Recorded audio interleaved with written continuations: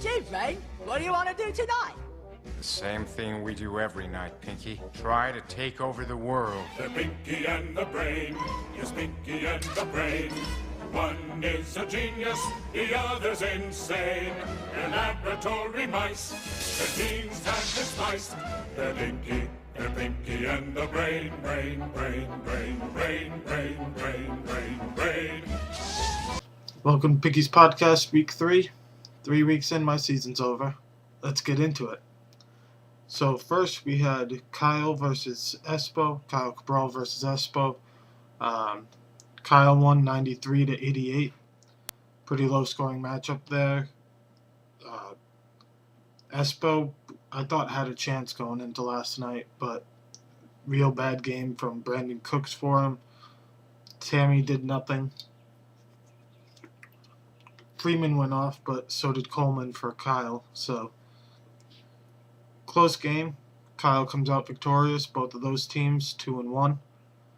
Next, we had Barnsey versus Mayette. Barnsey scored 122.5 points. Brian had 104. Pretty decent weeks out of both of them.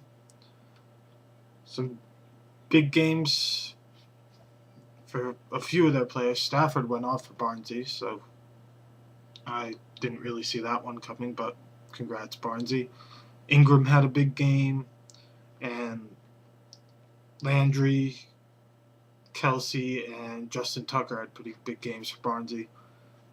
That'll help when your kicker puts up fucking 17 points. Allen Robinson and T.Y. Hilton had pretty big games for Mayette, but unfortunately not enough for him. Barnsey's 3-0. He has the best record in the league so far, so congrats to Barnsey. See if he can keep that up. Mayette's 1-2. I'm not counting him out. I think he had a shitty start to the year last year. Still won the league for the third time in a row. So I'll just wait for him to go on like a fucking 10-game winning streak. That should be fun. He won't be obnoxious about that whatsoever. Then Fayola beat Dwyer 102-90. Kyle had a big game out of McCoy. Baldwin had a really big game for him. I think everybody on Seattle had a pretty big game besides Russell Wilson. I don't think he put up that big of numbers, but other than that, Ezekiel Elliott had a pretty good game for Kyle. Other than that, pretty mediocre / low scores there.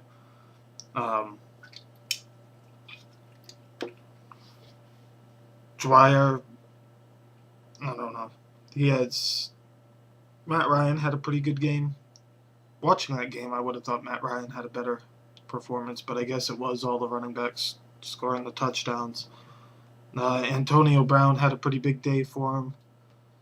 Other than that, pretty mediocre scores across the board for Dwyer. So, Fayola's now 2-1. Dwyer's 0-3.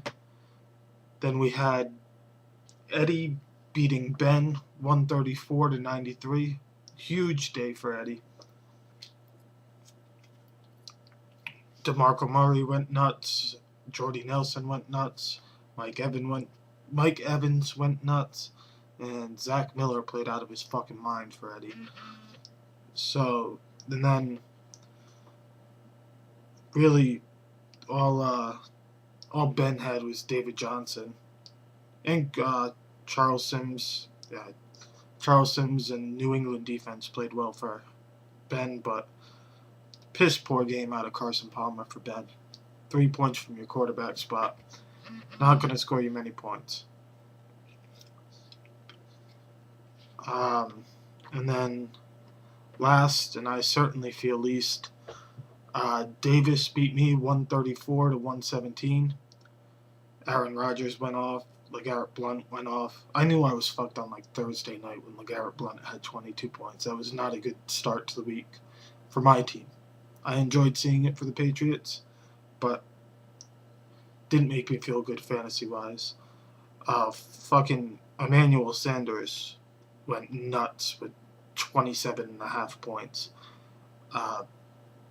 Pittsburgh D kind of fucked him with -4, but when you score 100 34 points. Defense having negative 4 points doesn't affect you too much. 134 is a pretty fucking monster score.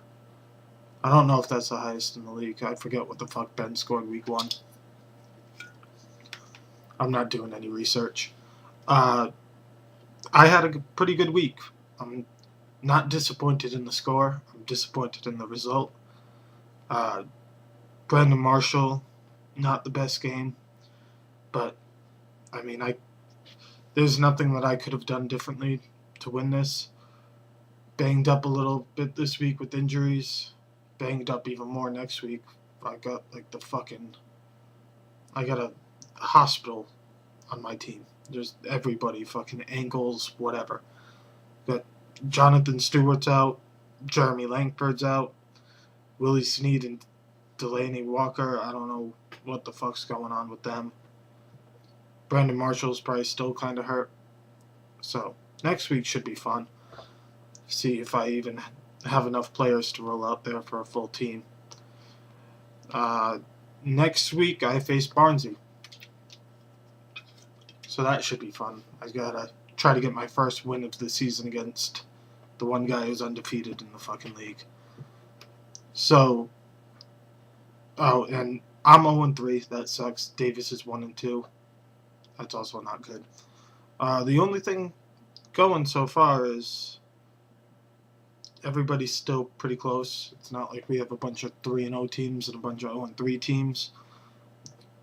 Barnsley's leading our division at 3-0. Espo's 2-1. Mayette's 1-2. Then Dreyer and I are in the same division at 0-3. So that's nice. I'm not all alone in the bottom of our division. Then in the other division, Eddie, Ben, Kyle Cabral and Kyle Fayola are all tied for first. I guess the way points go, it's in that order that you're in the standings. And at the bottom is Davis at 1-2. So let me see what the other matchups for week 4 are. Bye weeks start this week, so maybe that'll make some shit interesting. Hopefully that means I can start getting back where I have... Hopefully my bye weeks are kind of spaced out so I don't get fucked any weeks. Probably not, though. That doesn't seem to be the way this season's going. We got Fayola versus Mayette. I have no interest in that matchup. Espo versus Davis, so the two rednecks, minus Eddie. Kyle Cabral versus Ben, and Dwyer versus Eddie. So, once again, no matchups that I'm really excited for, including my own. Looking forward to probably another loss this week. I mean, Eddie said it before. He's kind of right. These podcasts suck when I lose. I don't have any shit to talk. My team sucks. I don't really care about anybody else's team, so hopefully these aren't too painful for you guys to watch. Hopefully I get a win next week so this can be entertaining. Until then, good luck. Good luck managing your buys, and hopefully Barnsley's team sucks this week so I can finally pick up a fucking win.